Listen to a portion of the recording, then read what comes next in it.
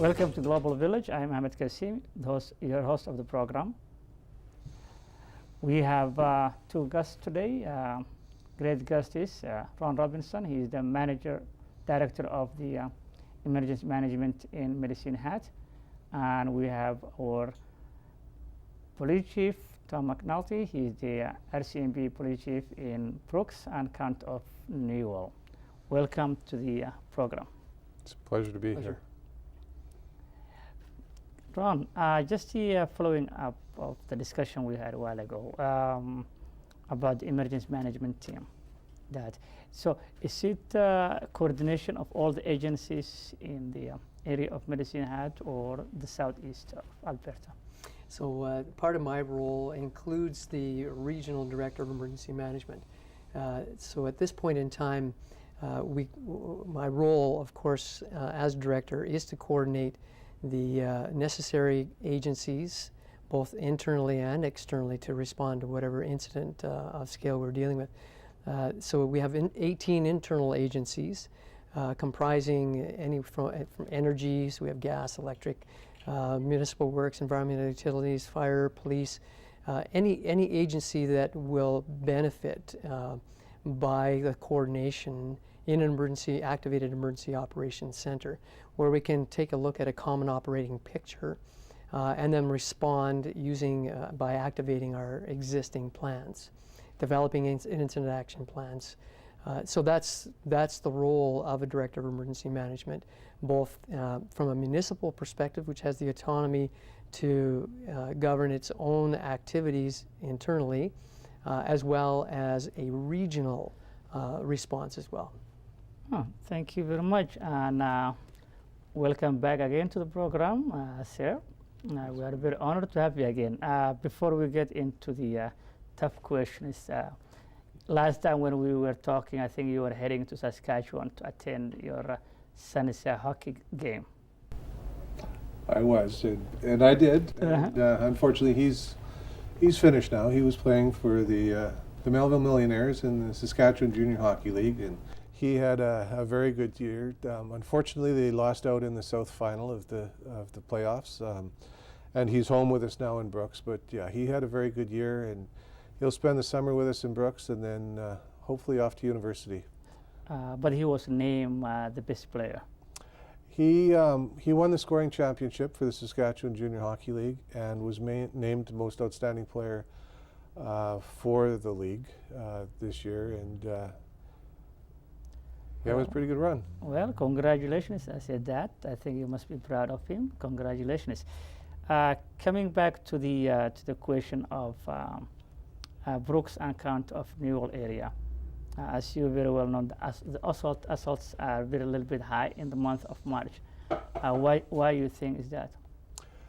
I wish I had a solid answer for you, but over the last year, we saw in 2012 compared to 2011, we saw assaults rise about 25% to about 400 assaults reported, which is quite substantial. In the first 3 months of 2013, we saw 54 reported. February was down, but March they were back up again, and I don't have an answer. The best I can come up with right at the moment, I've looked at all of the ones from 2013, and out of 54, I can say that approximately 90% are alcohol involved. 33 of the 54 are domestic violence, a result of domestic violence, assault charges investigated. And as you know, in the last 6 or 8 months in Brooks, we've had a very, very strong conversation about domestic violence. We've talked a lot about intimate relationships and violence in the home. And we put together our domestic violence intervention team.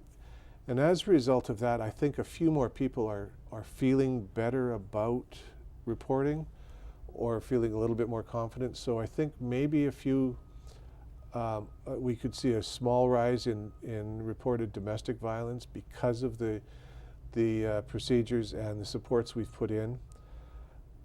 But why the assaults have gone up over the last year is still a bit of a mystery. Like I say, I've analyzed them, I've looked at them, and there is no common thread running through the assaults except for the alcohol use, and that's common in all jurisdictions.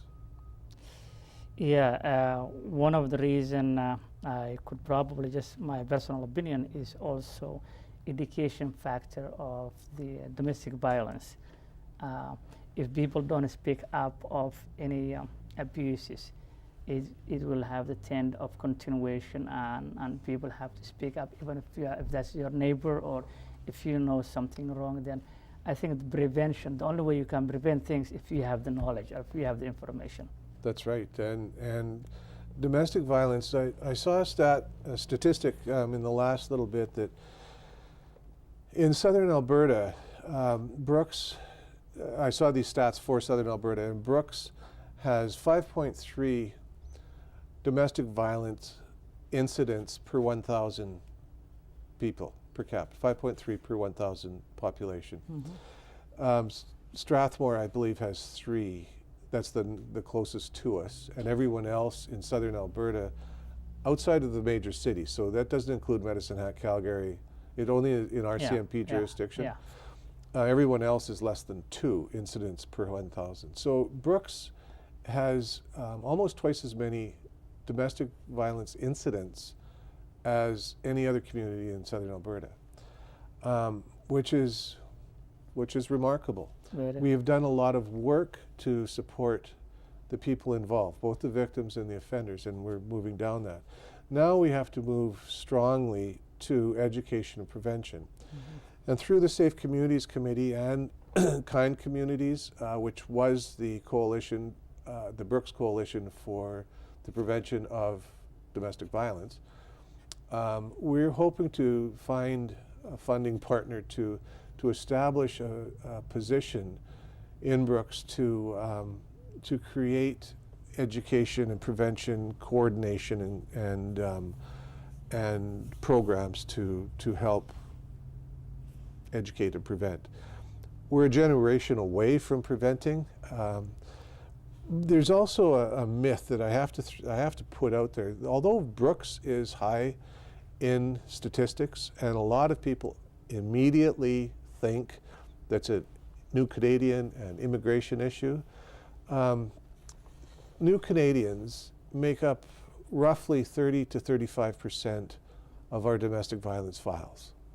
So it is by no means a New Canadian issue.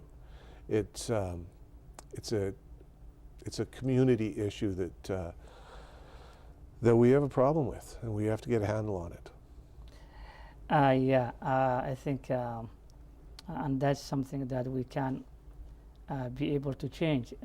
People have the freedom to think whatever they feel like, and the notion that people always, some of the people, blame the New Canadians, immigrants, is just part of underlying issue for that individual, ignorance, lack of knowing other people, not having all the facts on their side, so they just intend to mislead or receive misleading information without double checking the right people. So all those are the issues that place under the people that blaming immigrants. Having said that, yes, there are also issues with the new immigrant population, or they're part of the society in general. There are those who make mistakes, those who don't respect the law. But generalization of a whole community is what is a little bit very much scary. Every society have their own ups and downs. We just need to get together and then have education. And I think I can speak, I think Tom is here, as far as the Brooks and County of Newell is concerned. I think comparing to the other areas, we are in a very safe area, and we are in very community that is caring each other. You will always find 1-2 person that you can convince them in life, and that's human race, I guess. But in general, we have a very loving family unity in Brooks and County of Newell. Coming back, the other question is what Ron was saying. Do we have any management disaster person that in charge coordination? God forbid something happens in the area. Yes, we have a very strong emergency preparedness program in Brooks in the County of Newell. Kevin Swanson is our Chief of Protective Services, or Fire Chief. Yeah. Keith Martin is the Fire Chief for the County of Newell. Together they have put together a very, very strong program. In Ron's position, he oversees a number of those people and coordinates them. We don't have that coordinator for our area. We work together. So I come to the table from the police side, and the fires and EMS and Red Cross and social services, every aspect of the community is there, from the city manager, the county manager, the waterworks people, everybody is there, and we are very well served. And our emergency plan in Brooks is complete. We had an exercise not very long ago where we I'm sorry, the language is Drill? We had a drill where we enacted our emergency operations center. Yeah. And we had some off-site action going on where it was a major bus train crash, and it all worked very well. And our emergency operations center worked very well. The other issue that we talked just before going on air about was the lakeside work stoppage, where it had a huge potential economic effect on Brooks, and we came together as a community, and the resiliency committee kind of got together in the same program and plan as the emergency preparedness, and we in Brooks did a heck of a good job around that whole work stoppage and maintaining the community. It was very, very well done. I couldn't agree more. I think we did very well, and I think Brooks, as well as the County of Newell, the people who live there did very well, as well as the service providers and everyone else in between. Ron, in Medicine, do you have drill now and then for that preparedness? So we routinely develop tabletop exercises, functional tabletop exercises, which now mobilize interoperability and communications between multiple agencies. Because we have radios that include digital, analog, and everything in between. So interoperability is part of the need behind tabletop and functional tabletop exercises. We've done mock exercises. We've had in 2011 we had a air crash actually on takeoff that impacted our industrial sector in the southeast area of Medicine Hat. Multiple casualties, and we have mass casualty events. Out of necessity, you have to establish an incident command post, communicate to a now activated EOC, stop contaminants from running into your storms, and cordon off those areas. So multiple agencies need to be positioned effectively to protect your community from further harm. And as Tom talks about bringing the agencies together, you can't just suddenly do that. It's like learning a language overnight. You simply can't do that. So you have to develop ERPs, emergency response plans, and we call them scenario-specific ERPs, so that we contemplate those disasters that are going to most likely impact our communities in a devastating way, and how to mitigate that, how to even prevent them by hypothesizing specific scenarios. So we activate those plans, bring multiple agencies together. We can have as many as 50 agencies represented in one emergency operations center, developing objectives that are prioritized and to get our community back on its feet. And we talk about community resilience. That's the effort of all of these agencies working in tandem, developing a coordinated response. Means that there are no freelance because as soon as there's improvisation within an emergency operations center, it doesn't pose a very positive outcome for that community or communities. That's great, Tom. This is something to do with the families and parents for their kids and the youth and their children. As a very experienced police officer, 30 years, I believe, if I'm not mistaken. How would one, for example, prevent, from the parents' point of view, for their kids or for the community youth to join gangs or radicalization?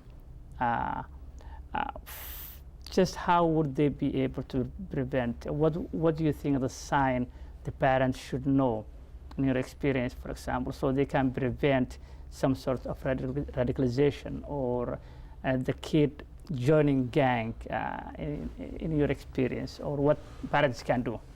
Well, first of all, I'm not a psychologist, and I've not received a lot of training in this, but through my experience and as a police officer for 30 years and as a parent, and also someone that's been involved in the community and in sports and stuff, every person, every child wants to be valued, and they want to be part of something. And it may be a team, it may be an individual event.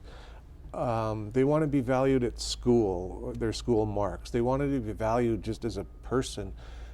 And if they don't find that value, that reassurance at home or in their immediate circle of influence, they'll go find it.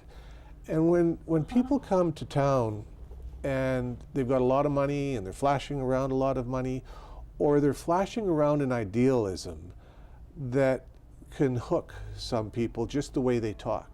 Any good gang leader or any good person that's in charge of recruiting, whatever, is a politician, is smooth, and they can talk. They can chat people up, so they'll identify the weaker in the crowd, and they'll go after them, and they'll dangle a cash lifestyle, a richer lifestyle, or the idealism that you're yearning for to get to feel important and to feel that be part of something. So in my view, if parents can keep their kids busy in sports, and sports are immediate and they're just available to everyone. You know, in Brooks, for example, we've got every sport available, and we've got an extremely strong Jumpstart program that if your children can't afford it, there's people there that will pay for you to have their children on a travel team, in hockey, in soccer, in gymnastics, in dance, in piano lessons, in anything to be part of. But if that child feels valued, and if they feel valued, then the chances of them saying no to a gang or the radicalization of some of our youth, the chances of them saying no is substantially easier. Okay, so it starts from the parents valuing the children and listening more their needs and all that. So very much so. Okay. No, that's a very good point, because the more we can prevent the youth to make that mistake in their life, the better the community will be. Yes, the stronger the community will be. That's said well. As a fire chief as well, former fire chief in 30 years, what are the difficulties that you face dealing with different groups in terms of the fire situation in Medicine Hat? Well, certainly a dynamic fire prevention program that really identifies specifically how we can prevent fires includes the school programs. Risk Watch used to be the programs such as Stop, Drop, and Roll, how to evacuate in an orderly manner, how to prevent the attraction, of course, of children starting fires. We are all attracted by a fire, and for one reason or another. Arson, of course, is one of the issues that is on the rise. And it's typical during an economic downturn that arson rears its ugly head and plays a significant role in security for the community.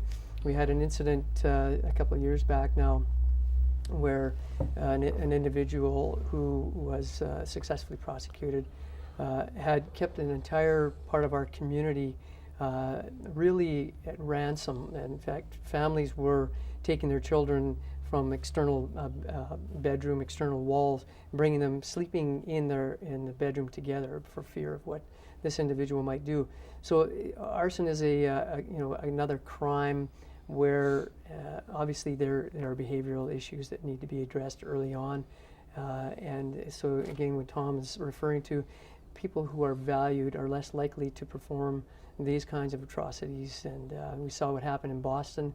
You wonder if this kind of same behavioral patterns don't exist with these kinds of horrific outcomes.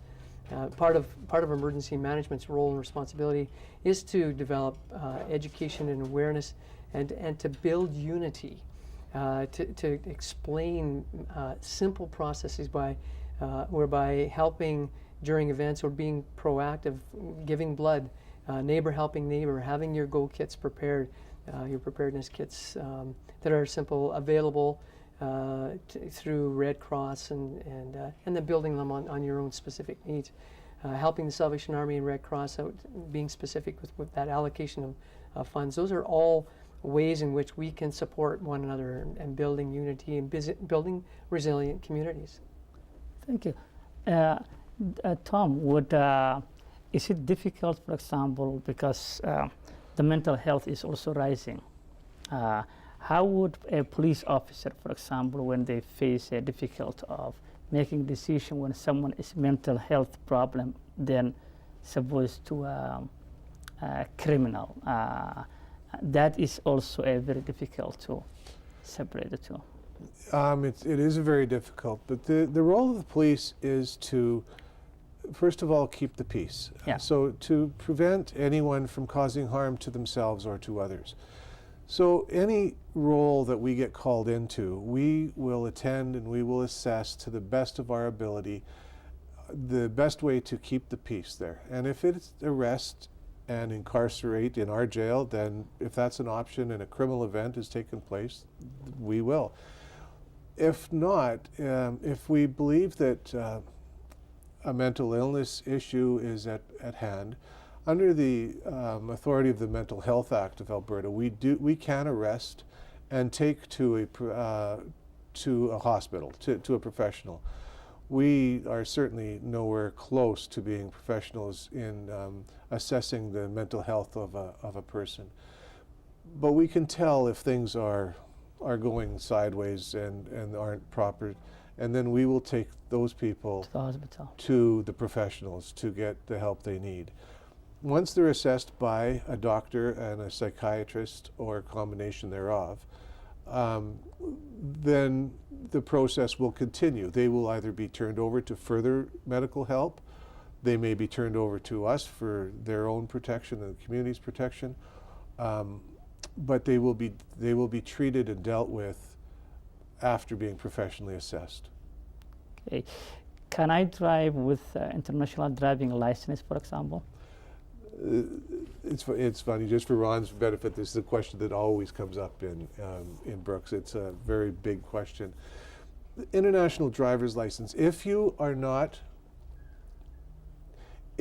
a visitor to Canada, and a temporary foreign worker is a visitor to Canada, they can drive in Canada on an international driver's license. If they become a resident of any status, landed immigrant, landed or of any status, then they must get a Canadian driver's license. So if that takes also 2 years, they'll be able to drive the 2 years with that international license? If that international license is valid in that time, and you are a visitor, a legal visitor to Canada, you can drive an international license. Wow, that is That's good. But the international license has to be valid, not expired. Exactly, yes. Oh, okay. And the other part of the question that I know you're going to ask is a Class 7 license. Yeah, and the insurance. It's very important that people understand what a Class 7 license is.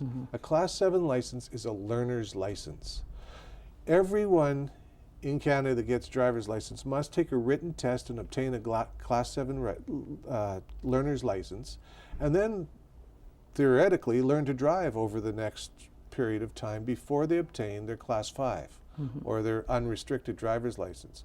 In that time, you must drive. With a Class 7, you have restrictions. One of those restrictions is to drive with a person right beside you who has a valid driver's license. That is important. It's the law. You must do it. You must do it. Insurance, everyone that drives in Canada must have insurance to protect each other.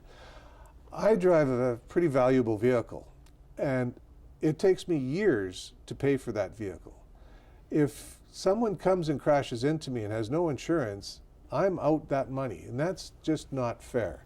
I carry insurance to protect myself and to protect you. Everyone must protect themselves and buy insurance to protect the rest of us in the community. Okay. So insurance is, again, the law states you will have at least public liability and public damage on your vehicle before you take it on the road. And that has nothing to do with your newcomer, mainstream, or cowboy. That's right. It doesn't matter where you came from, what you're doing, or who you are. If you're driving, you will have those proper driver's license and insurance. If someone is driving under the influence, would they lose their license and their car, or they lose the license? They'll lose both for a short period of time. If they're driving under the influence, they'll lose their car up to 7 days immediately, and their license could be suspended if they're charged with impaired driving or drive all over .08. Their license will be suspended until that is finished in court, which could be months. Wow, that is that's great to know for the viewers, either Medicine Hat or southeast of Alberta. It's educational for many people, and I thank you very much. We have always see the fire department, the police department, very much heroes, because they take their life selfishness to protect the rest of the people, which to my book is very much heroes. We have Susan Komistik. You know very well that we have one of the wonderful superintendents in our area who is retiring after she did a very great job. And I just want to take the advantage and thanking her for the wonderful job that she did in the area, and wish her good luck. We also have an unsung heroes for the first time in our area. A lot of people were nominated, but the winners were 4 people. Florence, Lisa Tiffin, Sherry Christensen, and Zulu Mengistu. Zulu Mengistu. He's an assistant teacher in the high school in Brooks, who did a very well volunteering from the grassroots level. So you did a very public service for 35 years, and you still continue. You are a hero to us. Thank you very much for again coming to the program. And Tom, as always, we came from the same area called beautiful Brooks and County of Newell. Very honored to have you again, and great thing that you're doing for the community. Thank you. It's a pleasure, Ahmed. Thank you very much. It is a pleasure. Thanks, Tom. Cheers. Yeah. This is the end of Global Village program for the day. We have a great guests, Ron and Tom, and we hope to have them next time. Until then, thank you very much for joining us, and I hope you will join us next time. This is Ahmed Kassim, your host of the program. God bless you all.